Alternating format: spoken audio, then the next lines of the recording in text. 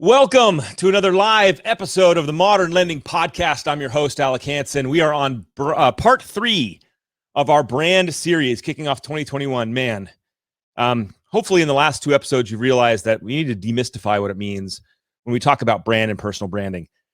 It is so crucial for you to dive into this topic today and realize what you need to do for 2021 to continue to build your empire, to continue to have the success you're capable of. So today, I'm bringing on the brand expert, none other than the man, Josh Pitts, the CEO and founder of Shred Media. This guy's a huge inspiration. He's one of the first people I saw really leaning into what this brand development was.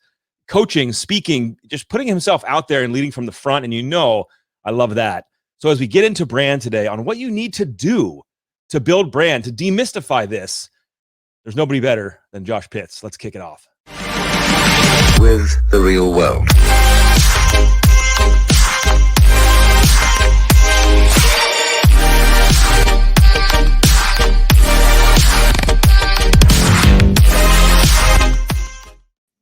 All right, season 2, episode 3. What's up, Josh? Good to see you, my brother. Dude, first and foremost, thank you so much for the intro, man. You're the man. I love it. Thank you so much. Excited to be here. Every time we get the chance to rap together, I feel like pearls fall from the Lord. So I'm stoked to just have this conversation with you because we got to demystify this word brand and branding and personal branding. There's so much buzz. It's the word of 2020 next to COVID. And we got to demystify it because people are confused. And I was talking about this before we went live. The original playbook I was handed was go meet realtors. Here's the dates they're out at Broker Preview. And here's the time. It was 1 to 4 on Wednesdays and Thursdays. Yep. And here's where they're out on the weekends, for open houses. So go meet them there. And here's what you do. And so I felt like I was given a roadmap. I knew what to do to drive success. I knew what to do to go build my business. And now I hear all this stuff about brand. Brand. And I'm confused. Josh. So I want you to break it down, or at least share your perspective. What does this mean? What does this mean, building a brand? By the way, if you're watching with us, hit us up with a location, a comment, be part of the conversation today, guys. But Josh, so what does this mean? Dude, so here's the thing, is brand and branding are 2 very, very separate things. And personal brand, we'll get into that as well, because there's a lot of questions when it comes to, my business brand. And especially depending on your profession, sometimes your company requires you to be the brand. So there is a lot of confusion, Alec. And to be honest, it's almost overwhelming for most people, and especially originators, people within our line of work, to where do I even go? How do I build my brand? Where do I start with it? But let's start the basics. Your brand. Simply, and I've seen this a couple times now, and actually I had oh my gosh, Fabi, I'm so sorry, I just forgot you. Fabi got me on the show yesterday. Fabi, I love you. Fabi was on the show yesterday, and we talked a little bit about this. Your brand is what people say about you when you're not in the room. Yes, simple as that. Here it is. Don't overthink it. Don't try to make it something more than it's not. Your brand is you. It's what people are saying about you. It's that relationship. That's the word everybody talks about in this business, Alec, is relationship. Yeah. It's, you mentioned this. Yeah. You mentioned this, going out and I'm going to meet realtors. I'm going to build relationships with them. And that's what I'm going to do. Well, now this is just converting over. Your brand is your relationships that you have with people after the closing, after the transaction is done. What is it? Those conversations that people are talking about, what are they saying about Alec Hansen? What are they saying about Josh Pitts? What are they saying about you? That is your brand. Because the hardest thing when I see somebody, especially on social media, social media is one of those tools that is so incredibly powerful, but at the same time can be so incredibly detrimental to your brand. People just think that they need to start throwing content out there on social media and my brand's going to grow. Here's something else too. Brand is not business. Mm-hmm. Think about that for a second. Brand is not business. Your brand and your business are 2 separate things. Now, your brand can help you grow business. They can help you build those relationships. But I have so many people tell me oh, Josh, Alec, I'm spending, an hour a day on my brand and it's taking away from my business. Your brand is ultimately, it's a long-term thing. It's something that you have to start small with, do it consistently over time, like you and I both have, and eventually you'll get there. But brand, you have to start with who you are. Who you are at your core. That's ultimately what's going to help you build those relationships, that brand. Yeah, and I want to lean into that comment because I parallel that I think people understand. Branding and this stuff is taking away from my ability to do business. It's distracting me. Yeah. And I would flip that around and be like, do you remember when you had to go prospect agents? Was that distracting of your business? When you had to drop what you're doing, go out and meet people as opposed to returning calls, having a pre-call conversation, was that just distracting your business? People forget that like brand building and this stuff, this is prospecting almost. There's a layer to that. So you're so right. It's misviewed.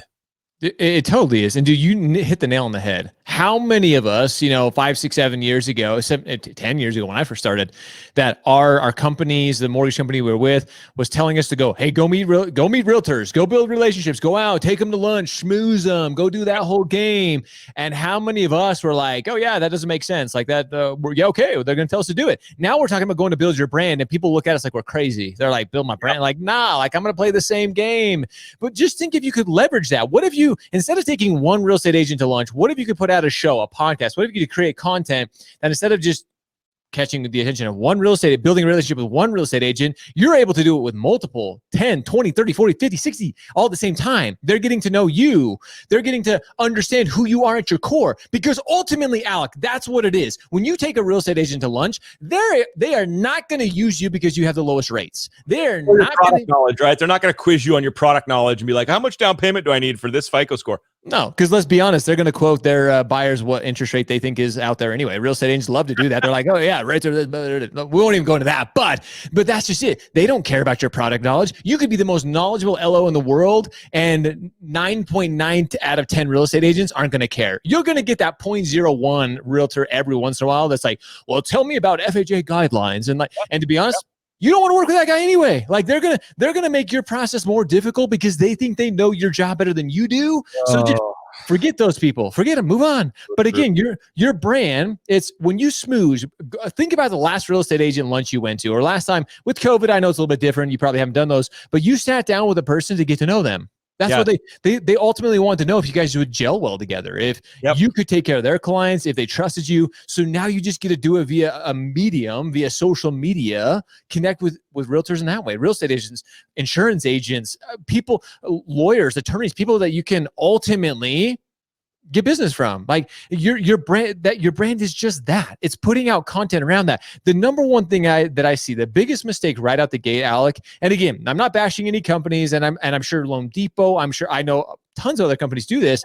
They give their LOs content to just cookie cutter content is what I call it, to just post out. Okay. Let's talk about this. You're going right down the lane I wanted to talk about. Fire. Because I want to get right into, there's also, I want to demystify this, like, the word content. Agreed. Because it's like, I got to put out content. It's like, oh no, I freeze up. Like, what is content? What's my content strategy? So here's the parallels I want you to draw from, right? Okay. You're laying it down clear. This is a relationship building game. It's long-term. It's long-term focus. Same way you'd prospect agents. You didn't walk in there and get a deal day one. So we can understand that. You got to go out there and meet them again and again. You build influence, you create connection, and so when you say put out content, what does that mean? Oh man, I'm glad we went down this road. Putting out content is something that, again, you kind of touched on it. I think people get overwhelmed with it because when they hear putting out content, they think they have to think of something original. They think they have to do a production. They think they have to get cameras, lights, soundboards. They think they have to go like all in, and it's like, nah. Like, let's back it up a little bit. Content is something that, and in my opinion, and this is coming from the book of Josh here, Alec. This is just me speaking. Chapter 2, subsection A. I think content is whatever intrigues you, whatever you can talk about. And Gary Vaynerchuk, I steal this from Gary Vee, and everybody knows, if you ever hear my show, my podcast, you hear me talk about Austin Kleon's book, Steal Like an Artist. Yep. I take other people's content and I make it my own. I see what guys like yourself are doing. I see what other professionals in the industry are doing, and I make it my freaking own. But again, to simplify that even more, let's say you're a loan officer, because most of you are watching this are. Let's say you have a passion behind skateboarding. Awesome. Great. Like, hey, you know what you should do for your very first video? You should talk about your son and you skateboarding, and the skateboard. You just picked up I don't even know skateboard brands these days, but I just picked up a Tony Hawk skateboard. Tony Hawk's still around. I know that much. I'll try that. But so you talk about that and just say, hey, you know what? I'm going to talk about something that I really enjoy. Talk about something that you could talk about every single day. And please, for the love of all that is holy, don't talk about mortgages right out the gate. Like, yes, That's your profession. That's your career. Most people know that, but people want to know you. People want to connect with you. That's your brand. Like really, at the end of the day, foundationally, your brand is who you are, the things that you like outside of mortgages. I know they're going to get to it. They're going to know you do mortgages. I promise you're going to fit that in one way or another, but do the content that people really like. Again, and I'll use myself as a perfect example. Some people know this about me. I'm a very big. You can see behind me. I have deer antlers. I have a pistol. Like I'm a big outdoor enthusiast. And when I was in mortgages, when I was originating like crazy, my brand was the Outdoor LO. Yep. Like I was outdoors all the time. I was hiking, biking, fishing, and I had that community locked down. Like if somebody in Utah was out there fishing or hunting and they wanted to do a refinance or a purchase, I got that call just because I connected with that audience. They knew that's who I was, and that was my brand. People knew that Josh Pitts loved to be outdoors. And I guarantee you, the referral partners and customers you ended up working with that aligned to that, 100%. a natural fit to work with you. Yeah, every single one of them. They have the same desire, the same likes, the same interests, and all of a sudden they're like, dude, I like this guy. Yep. They look at your human side. Yeah, they didn't call me up and say, hey, I saw that you posted about rates the other day. They're like, dude, I saw that fishing video down on Provo. I fished the Provo. Some of my biggest real estate agents I ever worked with were from that. They're like, dude, I saw you out biking the other day. Or like, oh, dude, we passed each other on the trail, and then I saw your video. Like, great. But that's just it. Your brand has to be humanized. I talk about this a lot. You have to humanize your brand. Who you are, that's what you're. Stop thinking about logos. Stop thinking about content, and just talk about things. Put out that content, put out that stuff that you like to talk about. That's all you need to worry about content right now. It will come naturally that you'll eventually throw in something about mortgage. You're a mortgage professional if you're looking to buy a home. But if you come out and your very first content is about, hey, I'm a mortgage professional and you should use me because I have access. I'm a mortgage broker. I'm a mortgage banker. I'm a retail loan officer that has the best rates and I'm the best knowledgeable. They don't care. Like I'm going to be straight up honest. Like they don't care. You know, you're going back to the truth of our business, which is people work with people they like and trust. Of course. You know, we were taught that in day one. Mm-hmm. And I want to also recognize the steal like an artist thing, because Cassie put this great comment out here. By the way, thank you for saying nice words about me. But to Josh's point earlier, like I take a ton of inspiration from Josh. I take a ton of inspiration from a lot of people on the internet that I see doing cool stuff like Treadwell. And I'm like, hey, you know, Brian Covey. I'm like, wow, like I'm learning together. And then I'm using it and repurposing it and making it my own because I think it matters and I want to share it. And by the way, if you feel like you want to give credit to somebody like, hey, I heard this from this person, then share that away. You bet. But at the end of the day, you know, your content strategy, if you will, to echo Josh, should be based on your humanity, what you like, what you're passionate about, what you care about. You can replace the word content with your messaging, with your videos, with your graphics, with your quotes, whatever you put out into the world. You're drawing your audience in. And creating that magnet for them. So yeah, Josh, well said. Way to demystify it. But let's go a step further. Okay. So now somebody hears that and they're like, okay, I'm putting the blocks together. I need to have a strategy where I show up on social. I meet people. I engage authentically. I comment. I'm part of this relationship, part of the community. I'm putting out my own messaging with my kid and skateboarding. So how much? Oh, I'm excited about this. Jenny, yes, truth be the real thing all day. So how much? Because that's an important question. For example, like I always share this story because I cringe every time. When I was told to go meet agents on one of the best agents in Orange County, he has like 60% market share on this little place called Balboa Island. I went out and met him. I was 23 and he was an ex-litigator, turned into a real estate professional, owned his own brokerage. And I would walk in. And I walked into his open house and I'm like, hey, Don, I'm Alec. And he said, nice to meet you. And then Friday he had another house. So I walked in another neighborhood. I walked into that house. Hey, Don, it's out. Nice to meet you. Oh, hey, Alec. Saturday, he had an open house. I walked in again, right? Don, nice to meet you. Sunday, he had another house open. I walked in again. And I was like, hey, Don, nice to meet you. And at that moment, he was like, are you going to come into every single one of my open houses? And it was like, I was terrified. I fear rejection. So I was like, oh my God, this is it. Like he's going to tell me to just never talk to him again. And I kind of like squeaked out yes. And kind of like, is that okay? And he laughed at me and he said, you know what? It took my last mortgage professional 2 years to earn my business. So keep showing up. Boom. And I was like, oh, thank God, you know, like I could, but But flip the coin on that, Josh. We have so many people who are absolutely turned off by certain people who are just posting all day, every day.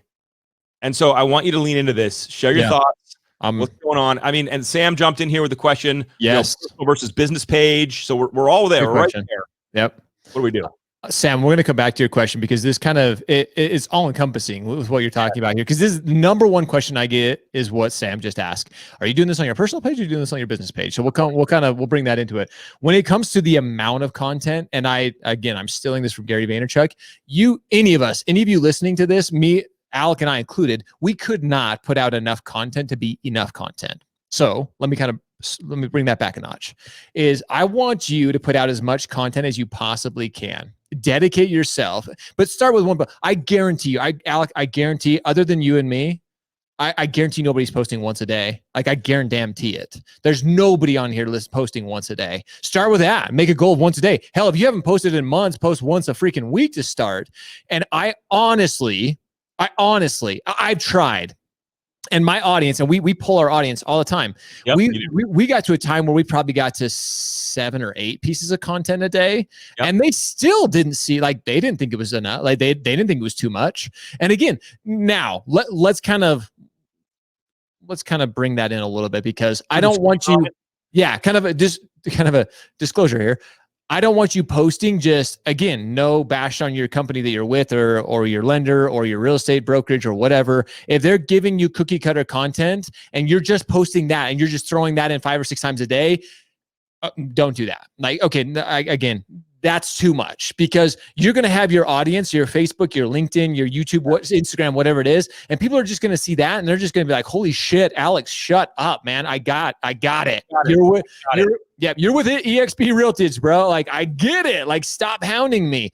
But if they see you and it's an Instagram story, or you're posting something about you and your what you did, somebody you just helped with a mortgage, you're posting you and you are a part of that content, you can't do enough. Plus, and we're not going to go down this road because this is a whole nother conversation, Alec, but when it comes to actual algorithms, the majority of your audience isn't seeing your post anyway, especially when you first start posting. Ooh, that one's good. So yeah, they're not seeing it. That one's a gold mine. Yeah, like I guarantee it. I 100% guarantee it. Even if you have 100 followers on Facebook, let's just say 100 followers, you post a piece of content, algorithmically, I don't even know that's a word. I think algorithmically. I'm gonna go with it. Algorithmically, like, maybe 7 or 8 people will see that of your 100 friends, and people are like, no, that's not true. Yes, it is. Like, absolutely is. And we've tested it multiple times on multiple platforms. So that is and so going to Sam's question here. Well, what if I post that on my personal or my business page? Like, so if I have 200 followers on my business page, well, that's a pay to play game. Like, that's a business. So they must all see that on my business page. Even less are going to see it. Even less people. If you're a business page, it is 100% pay to play nowadays. Like, you have to be a pay to play. You will get so little organic reach unless you are posting more content than you can even imagine. Yep. You are not going to reach that audience. And that is just the facts. This is coming from somebody. We do this for a living, ladies. This is what Shred Media, this is what we do. We analyze this data. You just can't post enough. So when it comes to amount, ladies and gentlemen, you hear it from me, you can hear from Alec, post as frequently as you possibly can. And this came back to this. You gave a perfect example of going to those open houses. Mm-hmm. If you are consistent with it, the more consistent you are, then you will really start to catch people's attention, like that real estate agent you caught. Well, so let me echo another point here so everyone hears you clearly, Josh, because there is a right and a wrong way to do things. And you were being very clear about that. Reposting your corporate jargon and smashing people in the face with it is not building human connection. It's not relevant, and it's not going to win. If I walked into the real estate, to Don's open houses every time, and asked him right away, why doesn't he use me for mortgages? We know it's over.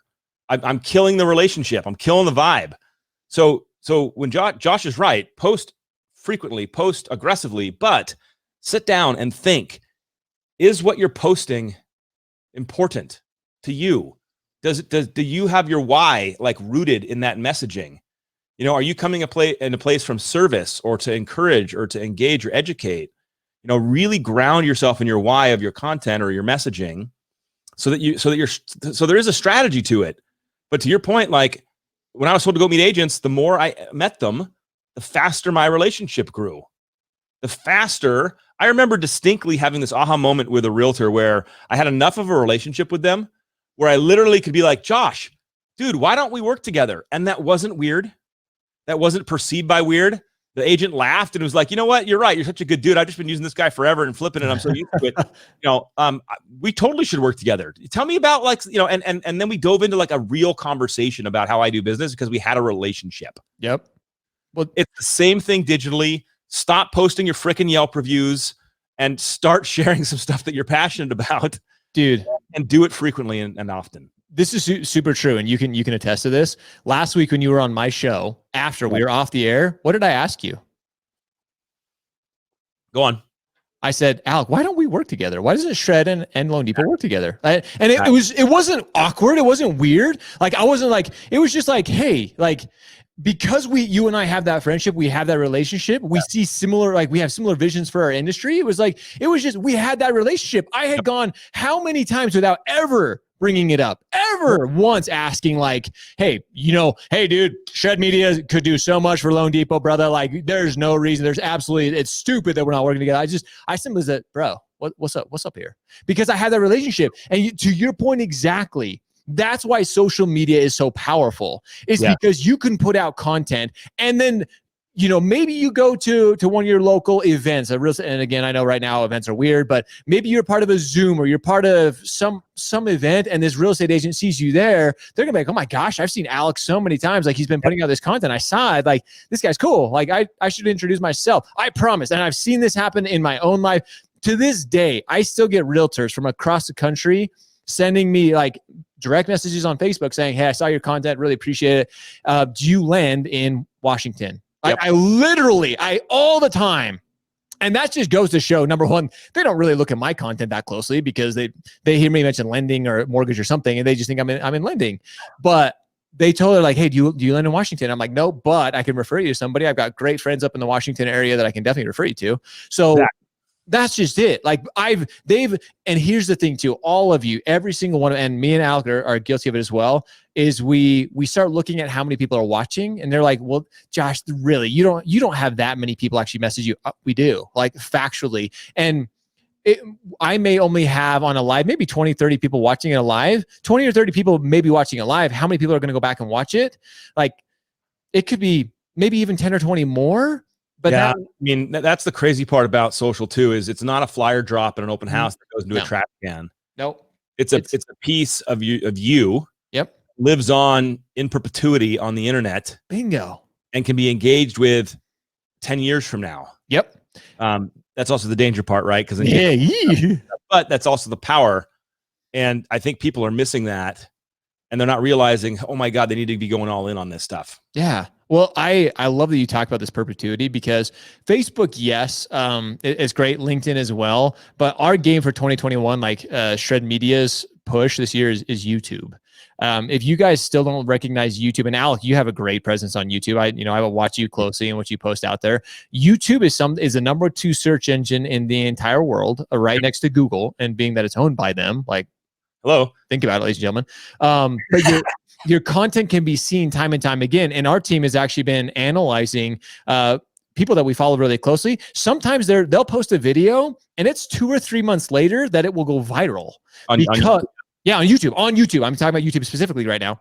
They'll post a video and maybe they'll get a few people watching it, but 2 months later, all of a sudden, maybe something happened in the news, or all of a sudden mortgage lending, or something happens with FHA. Next thing you know, people are searching it. And if you have the right, and this is a whole nother episode, if you have the right tags and if you have the right title in there, you might go viral from a post from 2 months ago.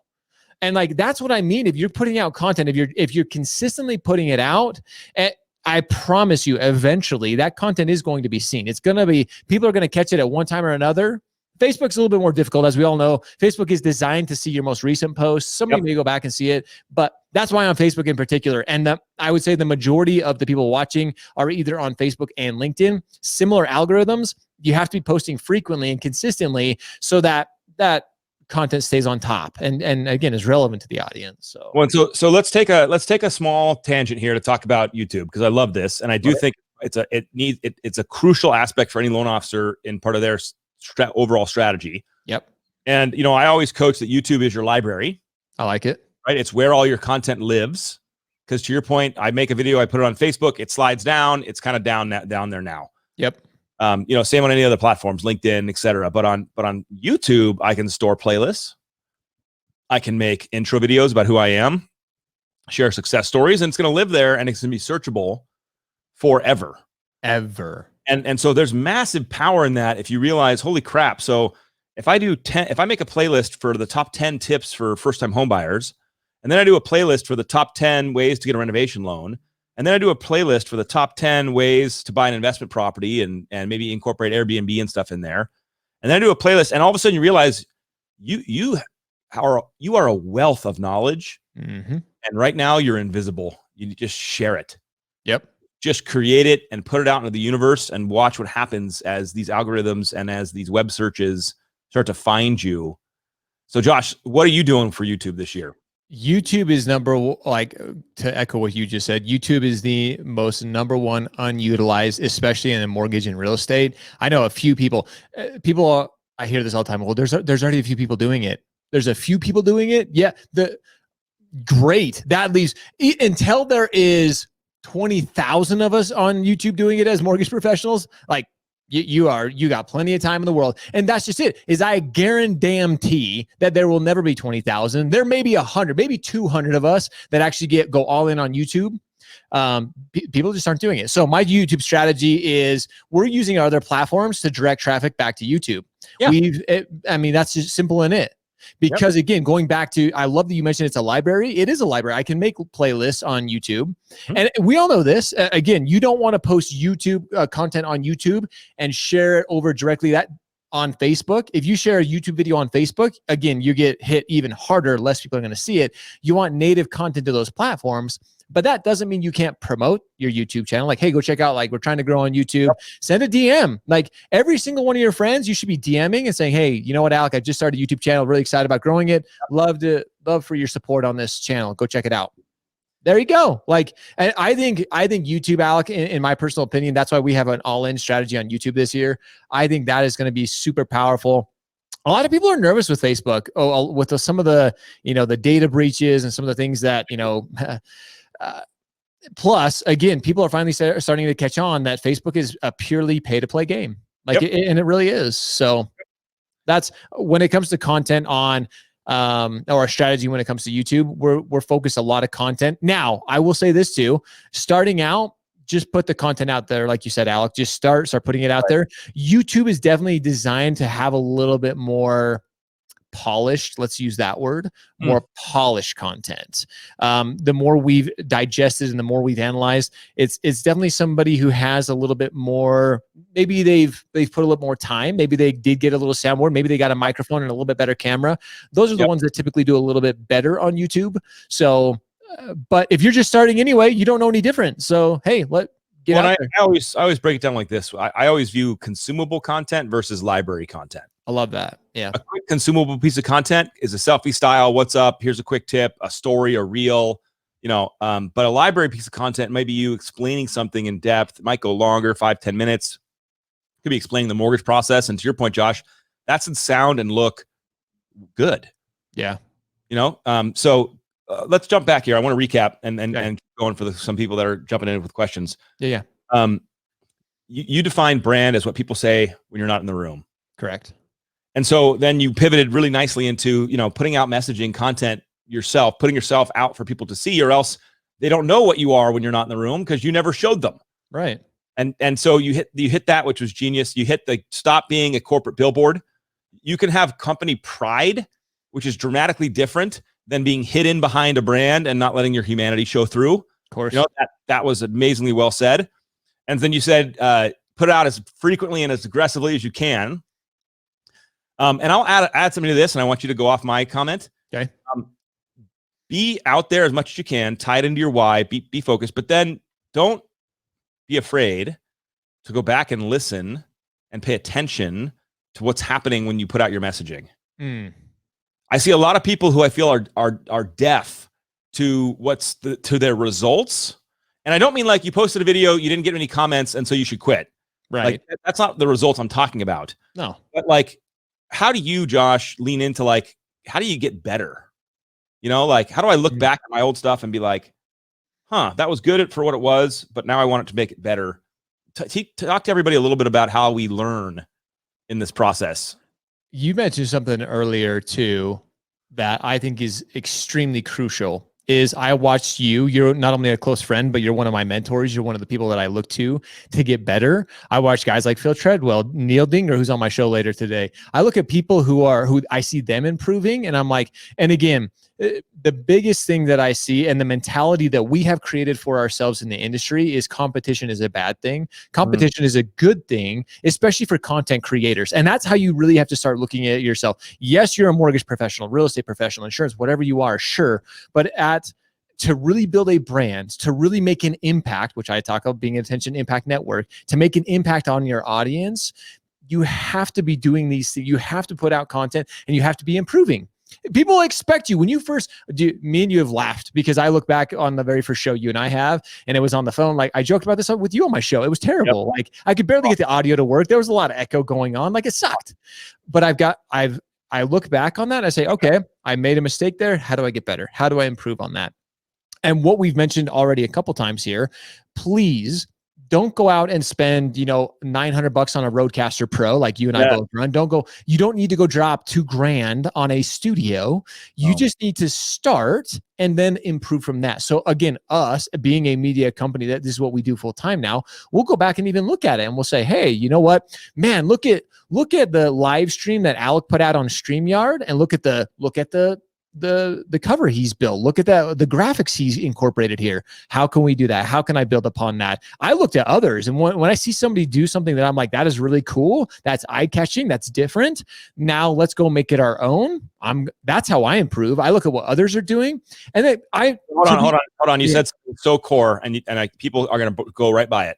Yeah. You said let's make that our own. Yes.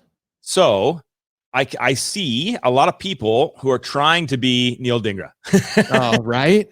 And yeah. I'm jealous because he's amazing. He is. But lean into that more, Josh. Like, you're telling people to go look at what other people are doing, and that's great. And I think they should. And then you're saying, but be yourself and do it your way. So unpack that for somebody who is thinking, hey, I need lights. I need overlays. I need, no, do it your way. How do you lean into that? Yeah. So this is really overlay, dude. That's the word I was looking for. You nailed it. Thank you. When you're trying to, if you try to be Neil Dinger, if you try to be Alec Hansen, if you try to be Josh Pitts, that's not natural for you. And people are going to see your audience, the people who know you are going to see it very, very quickly. Now, if you see the lights, the audio and everything, and you're like, you know what? I can get there. But I got to start somewhere with it. Start and then get better, improve on it. So kind of unpacking what we're talking about here is, yes, get ideas from other people, but you still have to be you. If I say something and you want to say it, go say it in your way. Don't copy me word for word. Yeah. Go and make it your own. Like making something your own, you have to make something your own because again, going back to this entire conversation, your brand is different than my brand. Who you are is different than who I am. Yep. Which is okay. Like I think that you need to understand that it's okay to be you and it's okay for me to be me. Most people, they think I'm a little bit over enthusiastic and over the top. If you try to be it, and I've had some people send me videos like, hey, did you see this guy? He starts out his intro like you. I'm like, great. Like, I think it's cool, but you could tell it was totally like he forced it so hard. And I won't mention this person, but literally, he probably had to watch my intro 200 times because he almost nailed it. Like it was almost me. I was like, that's pretty good. But you could tell it was so forced. Don't try to be me. Don't try to be Alec. Just be you. Yes. And I love that because I think there's a unique audience for every person. I always joke about the engineer minded person. The engineer doesn't connect to Alec very well. No. I move too fast. I breeze over details. I'm like, we'll fix that later. There's a dead body in the street behind me. And an engineer is like, hey, pump the brakes.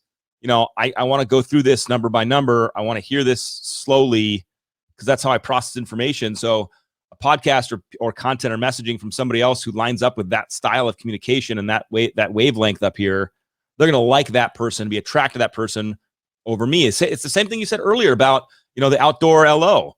Yeah. When you let your true self come through, and you're going to realize that's what is attractive to people. Yeah.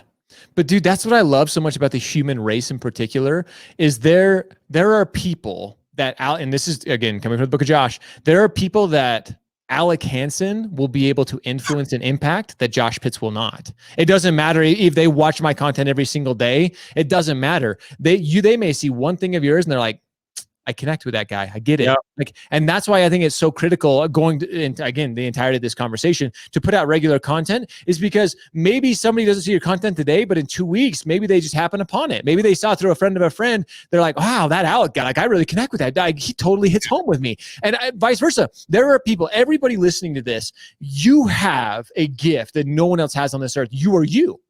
And you will impact and influence people that Alec and I cannot. Like, it's just, and I can't explain it. It's just this core belief that I have because I've seen it. I know that I have people message me daily, and I'm sure you do too, Alec. The haters are stronger than the believers. They're way stronger than the supporters. I get people messaging me like, I hate your content. Like, I don't get it. You're too over the top. You're like, I don't love what you do. Thank you. Appreciate it. You probably shouldn't watch what I do then. You probably shouldn't follow me. The fact that you message me, it says something though. You're nailing something so amazing that I want everyone to hear. We all know if we're traditional retail or local professionals, like those agents that you want to fire, the agents, you're like the realtors, you're like, oh God, I just don't want to work with them. And as we grow our businesses, sometimes you get the courage to actually do that and tell that agent like, better work with somebody else. But think about it. You're able at scale to attract and then to also deflect the people that you don't want to work with.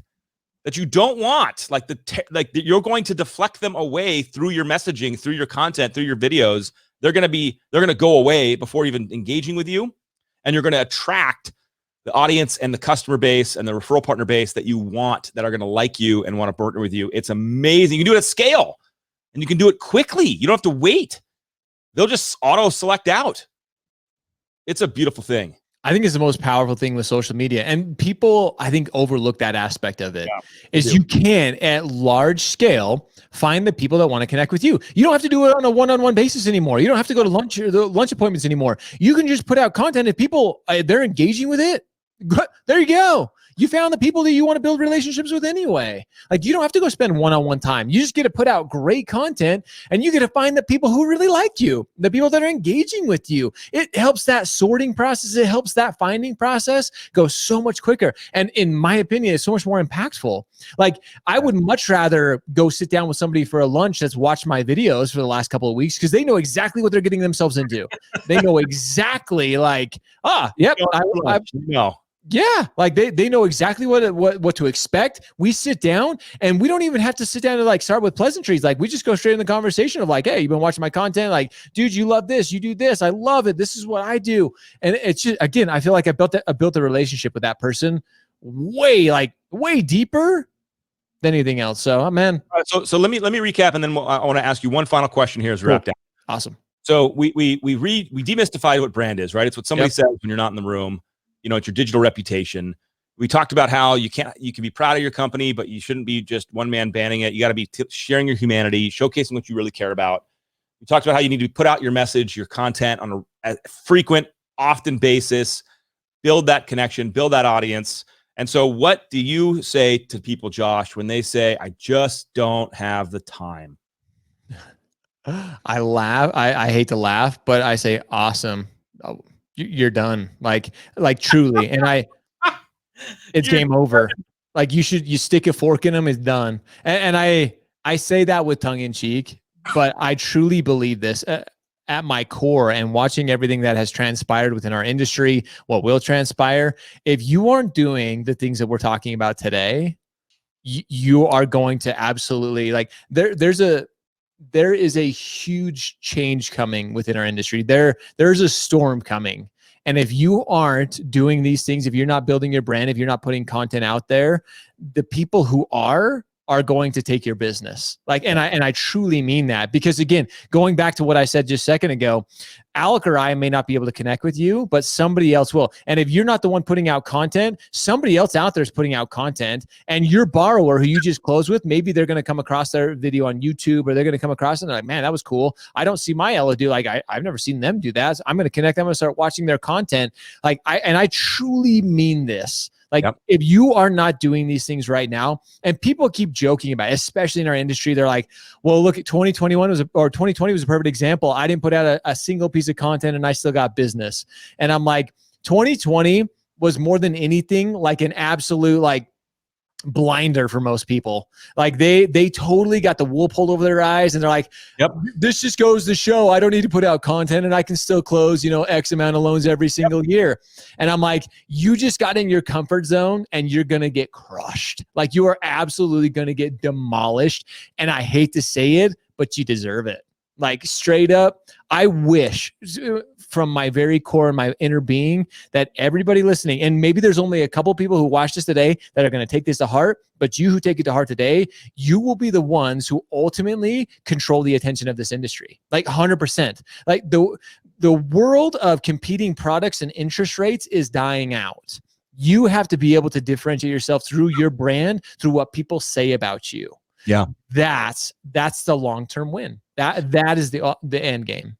So, it's funny, Josh, I so resonate with that. And I hear a lot because the technology is moving fast in mortgage. It's finally starting to come in impactful ways and do real crazy stuff. And I hear a lot of fear from some originators who say like, well, that just replaces me. I got a fish right here while the fish are swimming, but I'm, it's going to replace me and all this stuff. And I sit here, and to your point, you're done in our industry if nobody calls you for a loan anymore.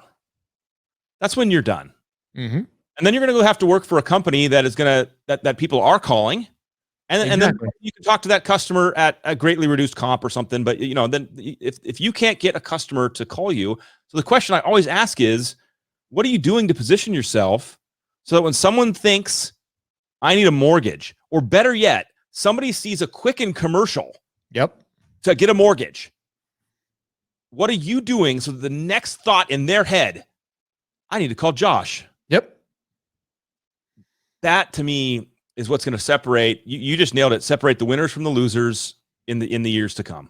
Well, to bring this entire conversation together, your brand is just that. You are irreplaceable if you have an established brand. If somebody sees a Quicken commercial on the Super Bowl or a Loan Depot, or if they see a UW, whoever it is, if they see a mortgage in general, they see a commercial and they don't think of you, then you are irreplaceable. You're done. That's what I'm saying. That's exactly what this entire conversation, your brand, when they see that, they shouldn't even be like, oh, I should look on the like Quicken's website for rates. They're just going to be like, Alec Hansen. I've seen it. Like, that's it. Like that, this 42-minute conversation is wrapped into that. If you have not started creating content, if you have not started putting yourself out in that way, so that the first thought that comes to people's minds when they see something else is Alec Hansen or Josh Pitts, you might as well start packing it up, start wrapping it up, ladies and gentlemen, because you are irreplaceable if you haven't done it. Dude, that's it. It took 43 minutes to say, what is brand? To wrap it up with one statement of when someone hears mortgage, they need to think of you. And that's the answer. Yep. I knew I brought you on to talk about brand for a reason. I'm glad I was validated in that. My friends, we're wrapping it up.